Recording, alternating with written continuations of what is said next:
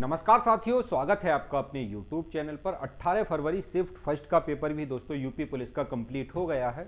यहाँ पर आप लोगों ने अपने क्वेश्चन भी मिला लिए होंगे कि कितना स्कोर आपका बन पा रहा है। तो आज की वीडियो में दोस्तों हम बात करने वाले हैं कि पेपर का लेवल कैसा था, आपका गुड अटेम्प्ट क्या होना चाहिए था और आपका सेफ स्कोर यहाँ पर क्या हो सकता है।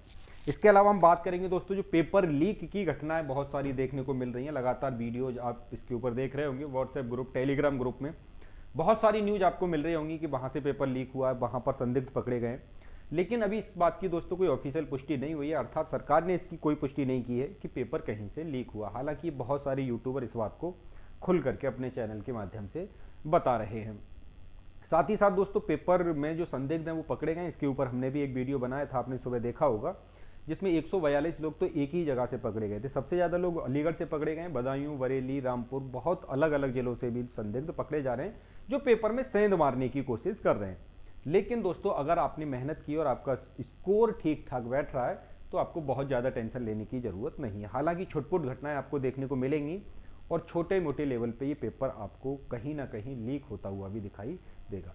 इन सब बातों से इतर होते हुए दोस्तों हम बात करने वाले हैं आज का हमारा गुड स्कोर क्या होना चाहिए फर्स्ट शिफ्ट वालों का, है ना। सेकंड शिफ्ट जब निपट जाएगी तो हम सेकंड शिफ्ट का देखेंगे, फिर दोनों शिफ्टों का पेपर देखेंगे। साथ ही साथ इसमें नॉर्मलाइजेशन की प्रक्रिया लागू होगी क्योंकि पेपर 2 दिन हुआ है और दोनों दिन ही दो शिफ्ट में पेपर का आयोजन कराया गया है। तो पेपर का लेवल कैसा था दोस्तों, देखिए इस बात को आप समझने की कोशिश करिए, पेपर का लेवल था कैसा। पेपर जो है दोस्तों बहुत ज्यादा लेंथी तरीके से बनाया जा रहा है। क्वेश्चन बहुत हल्का है लेकिन उसको इतना विस्तार रूप में पूछा जा रहा है जिसका कोई जवाब नहीं। जैसे मानसिक अभिरुचि को ही हम ले लें, है ना, यहाँ पर सबसे ज़्यादा जो फंसाने वाली चीज़ फंस रही है दोस्तों बच्चों के सामने, मानसिक अभिरुचि, है ना। और दूसरा रीजनिंग के भी कुछ ऐसे पोर्शन हैं, मैथ में भी डीआई वगैरह को हम देखेंगे तो वो क्वेश्चन ऐसे हैं, वो टाइम टेकिंग क्वेश्चन है ना। अब यहाँ पर जो समय दिया गया है दोस्तों वो दिया गया हमें 2 घंटे का, है ना, जबकि इस पेपर के अकॉर्डिंग जैसा पेपर ये बनाया जा रहा है उसके अकॉर्डिंग कम से कम 2.5 घंटे का समय होना चाहिए, तब जाकर के हम पूरे क्वेश्चनों को टच कर सकते हैं। बहुत सारे दोस्तों ऐसे हैं जो 150 के 150 क्वेश्चनों को टच तक नहीं कर पा रहे हैं। लगभग 120-125 गोले ही काले होते हैं, वहीं तक सॉल्व कर पाते हैं, तब तक पता चलता है कि भैया 2 घंटे वाली जो घंटी है वो बज गई, है ना। ऐसा आप लोगों के साथ भी हुआ होगा।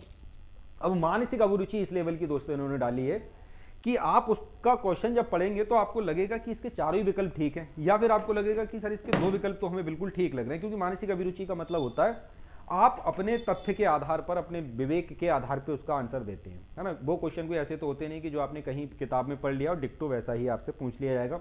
मानसिक अभिरुचि के साथ ऐसा नहीं होता है, ऐसा होता है रीजनिंग के साथ, मैथ के साथ, है ना, जीएस के साथ, हिंदी के साथ। पेपर की एक अच्छी बात यह है कि दोस्तों यह हिंदी जो आ रही है, अभी तक जो 3 शिफ्टें निपटी हैं इसमें हिंदी बहुत सही लेवल की आ रही है। सही लेवल का मतलब यह है कि हिंदी कोई भी दोस्त हमारा है जिसने थोड़ा बहुत भी हिंदी को, ग्रामर हिंदी जो होती है हमारी, उसको ठीक ठाक पढ़ा हुआ है, तो लगभग 25 प्लस 26, 27, 28 तक, यानी कि 30 तक भी क्वेश्चन वो दोस्त सही कर पा रहे हैं। जीएस में आज का जो पेपर हम देखें दोस्तों उसमें करंट के क्वेश्चन ठीक ठाक पूछे गए। मान के चलें दोस्तों 8 से 10 क्वेश्चन तो करंट से ही संबंधित है, 2 क्वेश्चन इसमें डेज से संबंधित पूछे गए, बल्कि 3 क्वेश्चन देश से संबंधित पूछेंगे, दिवस से संबंधित। तो करंट अफेयर का वेटेज यहाँ पर ठीक ठाक डाला गया। हालांकि करंट अफेयर के कुछ क्वेश्चन नॉर्मल भी डाले गए हैं, लेकिन ज्यादातर क्वेश्चन करंट अफेयर के हैं और ठीक ठाक क्वेश्चन है दोस्तों करंट अफेयर के। भारत करंट अफेयर भी है यहाँ पर और इंटरनेशनल करंट अफेयर से भी क्वेश्चन डाले गए हैं। वही वाली बात है दोस्तों की जो फंसाने वाला जो टॉपिक बन जाता है हमारे पास, वो मानसिक अभिरुचि बन रही है, रीजनिंग के कुछ क्वेश्चन बन रहे हैं और मैथ के कुछ क्वेश्चन बन रहे हैं। इन सब क्वेश्चन को हम मिला के देखें तो इनकी संख्या दोस्तों 30 हो जा रही है। कुछ रीजनिंग के क्वेश्चन है इस तरह के स्टेटमेंट कथन वाले जो क्वेश्चन आप देख रहे हैं। इसके अलावा मानसिक अभिरुचि के 15 से 16 क्वेश्चन बन जा रहे हैं, मैथ के 5 से 7 क्वेश्चन इससे बन रहे हैं जो डीआई से रिलेटेड है। तो 30 क्वेश्चनों की संख्या दोस्तों ऐसी है हमारी जिनमें हमें फंसने की बहुत ज्यादा संभावना, उन दोस्तों को फंसने की बहुत ज्यादा संभावना जिन्होंने बहुत ज्यादा डीप इस सिलेबस को नहीं देखा हुआ है। क्योंकि सिलेबस से हटके थोड़ा मानसिक अभिरुचि पूछी जा रही है। पेपर को पहली दृष्टता कोई देखेगा तो लगेगा ये एसआई का पेपर है, जबकि ये कांस्टेबल का पेपर होने वाला है। यहाँ पर एक चीज और ये ध्यान में रख रहे हैं इस बार बोर्ड ने क्या किया है, देखिए एक तो पेपर बहुत जल्दबाजी में बनाया गया है ना। जिस कंपनियों ने टेंडर डाला था, कंफर्म तो नहीं था कंपनियों को कि हमें टेंडर मिल ही जाएगा ये। अब टेंडर मिल गया तो उसको एक पास 20 से 25 दिन का ही समय था, उसी में उसको एडमिट कार्ड भी जारी करने थे, उसमें उसको पेपर भी बनाने थे। तो उसने उल्टा सीधा पेपर जैसे उसका मन करा उसने पेपर बना दिया। आप देख रहे होंगे कई बार सीक्वेंस भी ठीक से नहीं मिल रहा है ना। जीएस शुरू होनी चाहिए थी, उसके बाद रीजनिंग आती है, रीजनिंग के बाद हिंदी डाल देते, हिंदी के बाद मैथ डाल देते, उसके बाद मानसिक अभिरुचि डाल देते, लेकिन इन्होंने सबको क्या कर दिया, मिक्स कर दिया। 5 क्वेश्चन ये, 10 ये, फिर 15 ये, आपका फ्लो हिंदी पे बनेगा, जब तक मैथ का पोर्शन स्टार्ट हो जाएगा फिर आप हिंदी के वाले क्वेश्चनों को ढूंढो कि भैया पहले हिंदी के कर लेंगे उसके बाद जीएस के करेंगे। ऐसे में दोस्तों टाइम कंज्यूमिंग चीज़ें हो जाती हैं, टाइम हमारा खराब होता है। अगर सीक्वेंस से चीज़ें होती हैं तो हम अपने दिमाग में एक मैप तैयार कर लेते हैं, हाँ पहले हमें जीएस करनी है, उसके बाद हिंदी करेंगे, उसके बाद रीजनिंग को निपटाएंगे, फिर मैथ को निपटाएंगे। इस तरीके से आप एक कार्य पद्धति अपनी तैयार करते हैं जिस तरीके से भी आपको उचित लगता है। इस पेपर में दोस्तों इस बार ऐसा देखने को नहीं मिल रहा है। एक तो ऐसा देखने को नहीं मिल रहा, दूसरा पेपर थोड़ा टफ लेवल का दोस्तों आ ही रहा है। तो 30 क्वेश्चन अगर हम इसमें से हटा दें तो जो 120 क्वेश्चन बचे जो कि करने लायक हैं दोस्तों, इनमें से भी बहुत सारे क्वेश्चन ऐसे होंगे जो हमारे ह्यूमन एरर की वजह से गलत हो जाएंगे, कुछ क्वेश्चन हमसे इन 120 में से भी नहीं आते होंगे। तो अब कोई दोस्त ये दावा करे कि मेरे 120, 125, 130 क्वेश्चन ठीक हैं, तो या तो दोस्तों वो झूठ बोल रहा है या फिर भैया वो बहुत ज़्यादा ब्रिलियंट आदमी है, गलती से उसने कांस्टेबल का फॉर्म भर दिया, उसको यूपीएससी वगैरह की तैयारी करनी चाहिए। अगर आपका भी दोस्त कोई ऐसा है जो 120 प्लस 130 प्लस जा रहा है तो उसको आप सलाह दीजिए कि भाई साहब यूपीएससी की तैयारी करो, यूपीपीएससी की तैयारी करो, आपके लिए एग्जाम नहीं है। जो बच्चा कांस्टेबल के लेवल का है और जो कांस्टेबल के लेवल की तैयारी कर रहा है उसका स्कोर 120 से नीचे ही है। 120 से नीचे का मतलब 120 क्वेश्चन ही उसने टच किए हैं, उनमें से ही अब उसको सही क्वेश्चन निकालने हैं। अब इसमें से 10 भी गलत हो सकते हैं, 5 भी गलत हो सकते हैं, हो सकता है 15 क्वेश्चन भी उसके गलत इस 120 में से हो सकते हैं। ये जो एनालिसिस है दोस्तों ये मेरे द्वारा किया जा रहा है जहां तक मैं समझ रहा हूं, क्योंकि हम ऑनलाइन और ऑफलाइन दोनों ही तरीके से बच्चों को पढ़ाते हैं। तो जो बच्चे हमारे पास पेपर लेके आए, क्योंकि हमने सेंटर पे जाके भी एनालिसिस किया हुआ है, अगर आप चैनल पे वीडियो देखेंगे तो आज की शिफ्ट का भी हमने सेंटर पे जाके एनालिसिस किया है, कल का भी किया हुआ था, ठीक है। तो पूरी प्रक्रिया को देखते हुए दोस्तों ये वीडियो बनाई जा रही है, ऐसे कुछ नहीं कि हवा में ही कोई बात की जा रही है। जो बात मैं बोल रहा हूं इस बात से अगर आप सहमत हैं तो वीडियो को लाइक जरूर कर दीजिएगा। अगर आपने शिफ्ट फर्स्ट का पेपर दिया है, और हम आगे बात करने वाले हैं अब कि हमारा सेफ स्कोर, गुड अटेम्प्ट क्या होना चाहिए इस वाली शिफ्ट में। सेफ स्कोर के बारे में तो हम अगली स्लाइड में दोस्तों बात करने वाले हैं। अगला हम देखते हैं क्या पेपर लीक हुआ। तो इसके ऊपर मैंने बात अभी काफ़ी सारी कर ली है आप लोगों से कि पेपर लीक की घटनाएं दोस्तों देखने को मिल रही हैं, लेकिन सरकार उसको दबाने की कोशिश करेगी, है ना। एक दो जगह लोग पकड़े जा रहे हैं, एक दो जगह नहीं, लोग तो काफ़ी जगह पकड़े जा रहे हैं, लेकिन सरकार का कहना है, तो यूपी पुलिस, यूपी प्रशासन का कहना है कि उन पे हम नकेल कसे हुए हैं, किसी को भी इस तरह की सेंधमारी हम नहीं करने दे रहे हैं। फिलहाल जो आयोग कह रहा है और जो प्रशासन कह रहा है उसकी बात पे हमें विश्वास करना पड़ेगा। ऐसे ही हवा में हमें कोई बात नहीं करनी जब तक हमें इसके ठोस प्रूफ नहीं मिल जाते हैं, ऑफिशियल स्टेटमेंट नहीं होता। तो आप कितने भी चीखते चिल्लाते रहिए, सब सरकार वही करेगी जो उसको करना है। आरओ वाले धरना दिए बैठे हैं, आपको पता ही होगा, है ना। तो ये स्थिति आगे साफ होगी दोस्तों, क्या हुआ है क्या नहीं हुआ है। अभी मेरा इसमें कुछ कह पाना एक गलत बात हो जाएगी, है ना। आगे हम बात करते हैं। देखिए हम बात करते हैं सेफ स्कोर क्या रहेगा हमारा, और हम बात करते हैं कि गुड अटेम्प्ट हमारा क्या होना चाहिए, है ना। ये उस बच्चे के लिए है जो कांस्टेबल के लिए तैयारी कर रहा था, कांस्टेबल की वर्दी पहनने का जिसका मन था, उस बच्चे की बात हो रही। उस बच्चे की बात नहीं हो रही पीसीएस की तैयारी कर रहा है, इधर कांस्टेबल देने आ गया, है ना। आरओ की तैयारी कर रहा है, इधर कांस्टेबल देने आ गया, सीजीएल की तैयारी कर रहा है, इधर कांस्टेबल देने आ गया। मैं ऐसे बच्चों की बात नहीं कर रहा हूँ इस वीडियो में, मैं बात कर रहा हूँ उन बच्चों की जो वास्तव में डिजर्व करते हैं कांस्टेबल बनना, है ना। बहुत सारे बच्चे होते हैं पेपर तो दे देते हैं लेकिन फिर सिलेक्शन नहीं लेते हैं, है ना। एक सीट खराब करनी होती है, वो खराब करके चले जाते हैं। ऐसे भी निर्लज्ज हैं कुछ। आगे देखते हैं दोस्तों हिंदी हमारी लगभग 36 से 35 क्वेश्चन, 37 क्वेश्चन वैसे सिलेबस के अकॉर्डिंग बताए गए आ रहे हैं यहाँ पर हमारे। तो अगर कोई बच्चा नेगेटिव हटाने के बाद 25 से 30 की रेंज में है, 25 से 30 की रेंज का, अब देखिए 25 से नीचे कोई बच्चा तो वो बहुत डिमोटिवेट ना हो, अरे सर मैं तो इस रेंज में हूँ ही नहीं। ये एक गुड अटेम्प्ट की बात चल रही है। 25 से 30 क्वेश्चन दोस्तों बनाए जा सकते हैं हिंदी में, है ना। हिंदी बहुत ज़्यादा टफ होती नहीं है अगर आपने हिंदी को थोड़ा बहुत, व्याकरण के जो नियम है हिंदी में अगर वो आपने पढ़े हैं, संज्ञा, समास, क्रिया, विशेषण, विलोम शब्द, पर्यायवाची, तत्सम, तद्भव, उपसर्ग, प्रत्यय, बस इनसे ही क्वेश्चन आ रहे हैं। एक आध दो क्वेश्चन रचना से डाल रहा है वो, यही सब कुछ पूछा जा रहा है आपसे। एक आध छंद का क्वेश्चन आ रहा है, एक आध अलंकार का क्वेश्चन आ रहा है, एक आध रस आ रहा है। इस तरह से पेपर को आपके डिजाइन किया जा रहा है। तो हिंदी तो इन्होंने बहुत मेंटेन करके चल रहे हैं, हिंदी में तो कोई दिक्कत नहीं। तो अगर आपने हिंदी पढ़ी है मेरे भाई, तो इस रेंज में अगर आप हैं तो मुझे लगता है कि वर्दी का सपना आपका अभी टूटा नहीं है ना। नीचे भी देखेंगे, अभी सिर्फ हिंदी से ही सिलेक्शन नहीं होने वाला है। दूसरा है दोस्तों हमारा जीएस का लेवल। तो मैंने आपसे कहा था कि शिफ्ट जो 18 वाली हुई है इसमें करंट अफेयर का वेटेज 8 से 10 क्वेश्चन किया गया है, जिसमें स्टैटिक जीके को भी शामिल किया गया है, यूपी जीके के भी क्वेश्चन देखे गए हैं, एक दो क्वेश्चन साइंस का भी डाला गया है, जैसे पालक में कौन सा एसिड होता है, तो इस तरीके के भी क्वेश्चन डाले गए।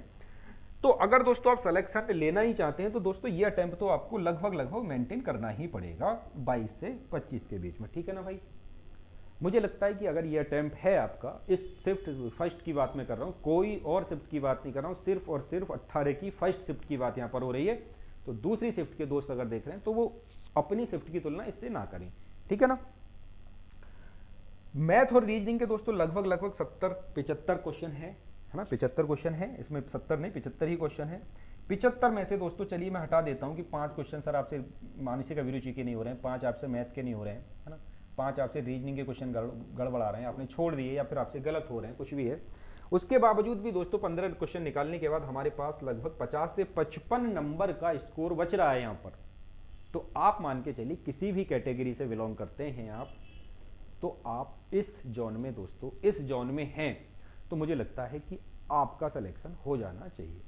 अभी हम दोस्तों कट ऑफ की बात नहीं कर रहे हैं, आप सोचिए कि आप सर कट ऑफ बता रहे हैं, मैं कट ऑफ नहीं बता रहा हूं, अभी मैं बता रहा हूं कि गुड अटेम्प्ट क्या होना चाहिए और इसके हिसाब से हमारे कितने नंबर यहां पर होने चाहिए, ठीक है। 60,000 वैकेंसी है दोस्तों, लगभग आपको पता है 10% बच्चों ने परीक्षा छोड़ी है, लगभग 90.34% बच्चा जो है वो परीक्षा में कंडक्ट हुआ है, इतने बच्चों ने परीक्षा दी है, बाकी बच्चे पेपर को छोड़ दिए हैं। तो मोटा माटी अगर हम मान के चलें 10% बच्चा भी परीक्षा को छोड़ रहा है, तो आप माने अब आपके 48 लाख 5 लाख बच्चा तो फॉर्म इसको छोड़ेगा ही छोड़ेगा, तो 42-43 लाख बच्चों में फाइट होनी, और 1 लाख बच्चा कम से कम फिजिकल के लिए जाना है, तो 40-42 लड़के तो एक सीट पे फाइट करने ही वाले हैं। यहाँ पे हम बात कर लेते हैं दोस्तों, तो अगर हम इस टोटल को देखें जो कि मिनिमम है हमारा, तो ये 97 रह जाता है दोस्तों। इसको देखें जो कि मैक्सिमम है वो 110 हो जाता है हमारा। अधिकतर बच्चे जो हैं, अधिकतर का मतलब है 95% बच्चा जो है वो इसी के बीच में है दोस्तों। 2 से 3% बच्चे आप कह सकते हो कि 110 प्लस गए होंगे, है ना। कोई कुछ भी कह रहा है आपसे कि मेरे 120 हैं 125 हैं, तो सिंपल सी बात है, उससे उसकी OMR ले लेना और कहना कि जरा मुझे अपना पेपर दे, मैं चेक करता हूँ कि तेरा वास्तव में नंबर बन कितने रहे, ठीक है ना। और वो 120 और 25 का क्लेम कर रहा है और उसने उसके नहीं बैठते हैं, तो सस्ता वाला चूहा मार उसे दे देना पकड़ के, है ना। फिर वो डिमोटिवेट करने की सजा यही होनी चाहिए मुझे लगता है। तो इतना स्कोर दोस्तों अभी किसी का नहीं है। हवा में कोई कितनी बातें कर ले, जब इसकी ऑफिशियल आंसर की रिलीज होगी तब सबको पता चलेगा। 2.5 के लेवल से नीचे गिरेंगे फिर वो, है ना, बहुत ज़्यादा तेज़ी के साथ। 120 वाला सीधा 105 106 पे आके रुकेगा। अभी तो कितने भी बता दो, अभी तो सटीकता के साथ यूट्यूबर अपना एनालिसिस करके ही तो बता रहे हैं, गूगल वगैरह से सर्च करके क्वेश्चनों को बता रहे हैं। जो आयोग की ऑफिशियल आंसर की होगी, असली आंसर की तो वही होने वाली है। तो बहुत ज़्यादा आपको डिमोटिवेट होने की ज़रूरत नहीं है। मैं तो ये कह सकता हूँ आपसे कि 95 से 100 के बीच में अगर आप हैं, किसी भी कैटेगरी में हो, अगर आप SC ST कैटेगरी में, तो इससे भी नीचे आप अपना स्कोर मान के चलें, आप फाइनल सेलेक्ट होने हैं दोस्तों। बहुत टेंशन आपको नहीं लेनी है ना। अगर आपको यकीन ना हो तो लास्ट टाइम की कट ऑफ उठा के देख सकते हैं आप।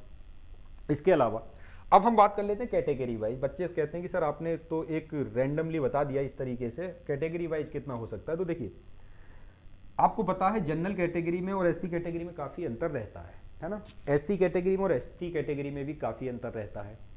महिलाओं की और पुरुष की कैटेगरी में भी अंतर देखा जाता है। कट ऑफ में अंतर तो होता ही है, यूपी कांस्टेबल हो या यूपी दरोगा हो, कोई सा भी एग्जाम हो, जब कैटेगरी है तो इन कैटेगरी में वेरिएशन भी देखने को हमें मिलता है।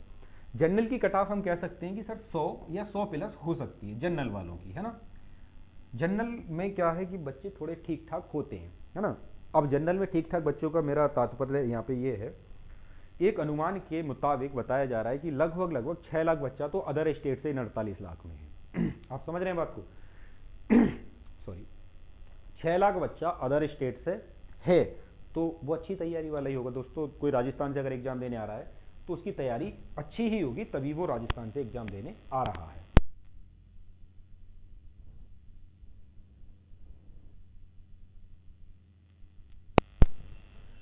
तो यहां पे क्या होता है दोस्तों, थोड़े सही लड़के हो जाते हैं। तो 100 प्लस दोस्तों इनकी कट ऑफ जा सकती है ओवरऑल, मतलब सबकी बता रहा हूँ नॉर्मलाइजेशन होने के बाद।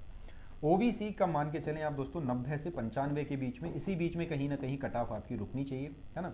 SC वालों का काफ़ी कम पे देखने को सिलेक्शन मिलेगा, क्योंकि SC वालों सीटें ज़्यादा हैं SC की, इस 60,000 सीटें, उसमें SC वाले इतने ज़्यादा दावेदार नहीं है। तो 85 से 90 के बीच में मुझे लगता है यहाँ पर ये ठीक होना चाहिए।